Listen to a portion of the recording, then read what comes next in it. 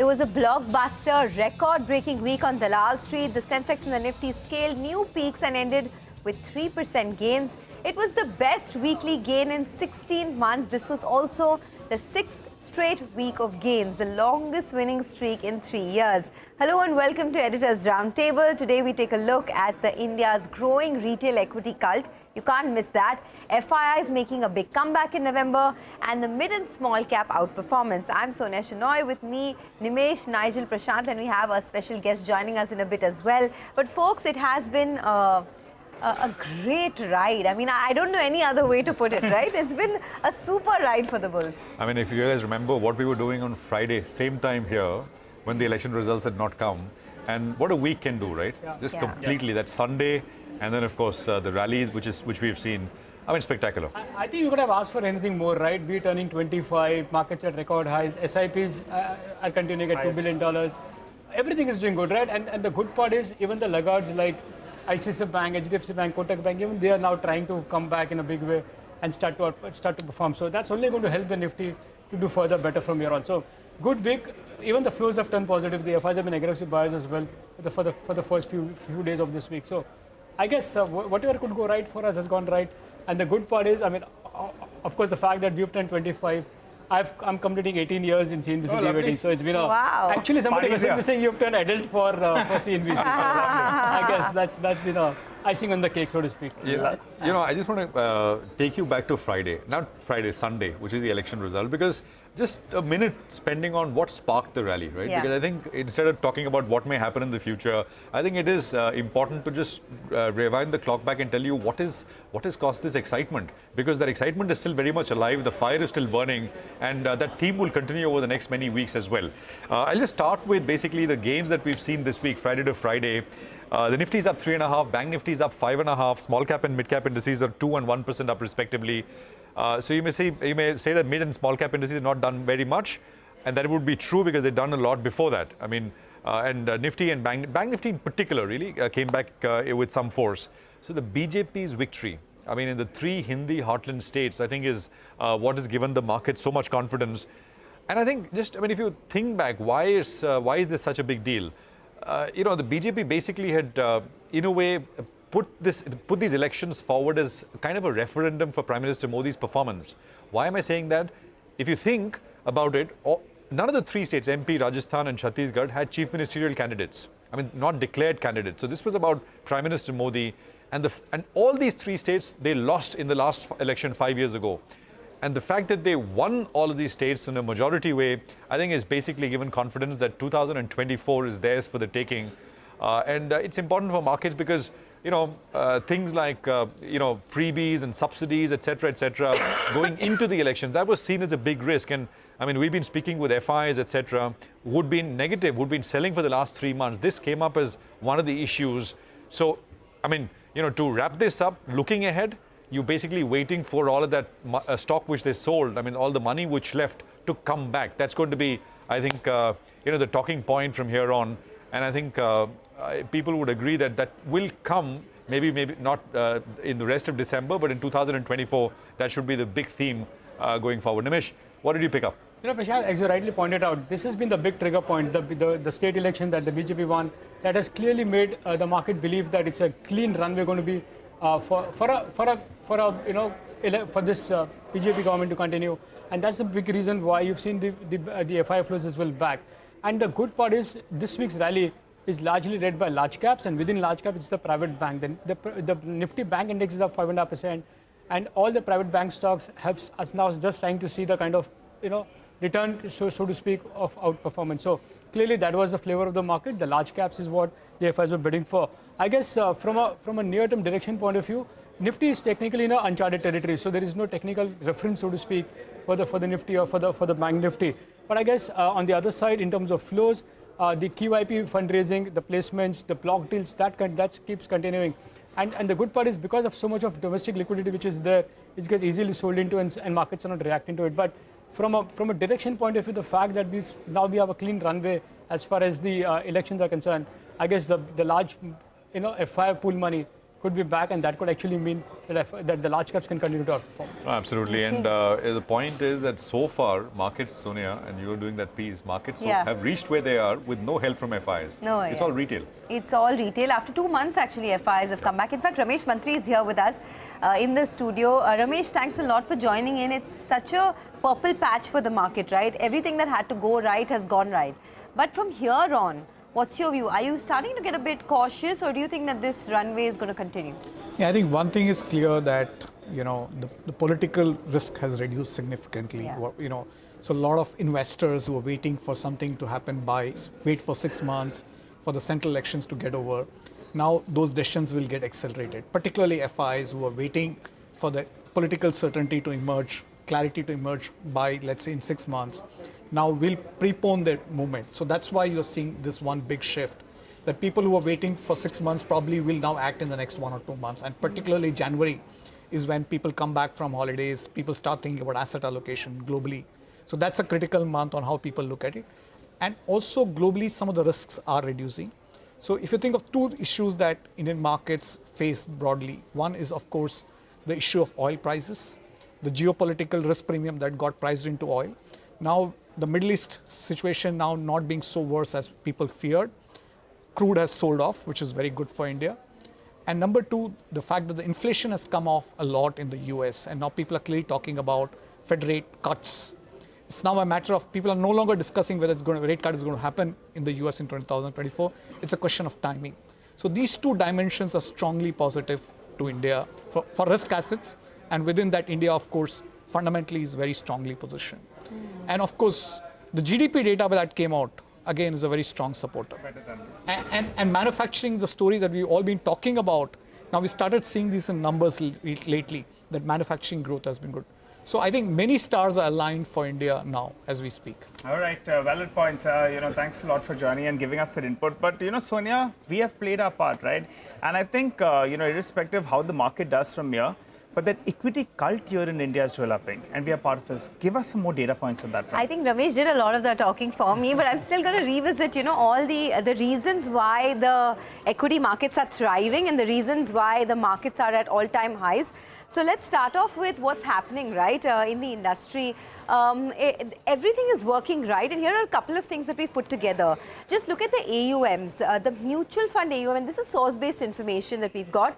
The mutual fund AUM has crossed 50 lakh crores, the overall mutual fund AUM, for the first time ever. If you break it up, the equity mutual fund AUM is at 20 lakh crores, the debt mutual fund AUM is at 14 lakh crores, and hybrid funds are at 6.6 lakh crores.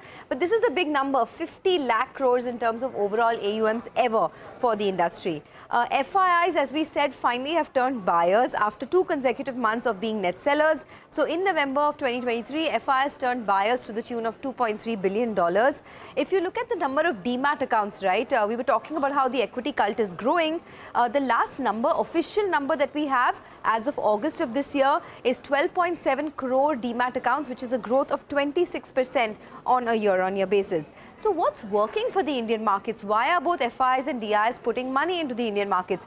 Here's the reason why. Strong GDP, 7.6%, retail inflation at a 5-month low, 4.8%, political as well as policy stability. The young demographic, India has the youngest Gen Z population with the high purchasing power in the world, and that is the focus area as far as consumption is concerned. All-time high GST growth rate of 15%. In fact, GST collections jumped 15% to 1.67 lakh crores. And finally, Brent crude is also working in our favor at $75 a barrel, which is a 6-month low. So a lot of things coming together to ensure that more money flows into the Indian markets. But how are the market valuations after the rally? Surprisingly, the valuations are not too expensive despite the kind of rally that we've seen. Nifty is now trading at 12-month forward PE of 18.4 times, but the long period average is 20 times. So in that context, the valuations are not too expensive. Ramesh, you've highlighted a couple of these points for us, but on a valuation parameter, how are you placed, and what kind of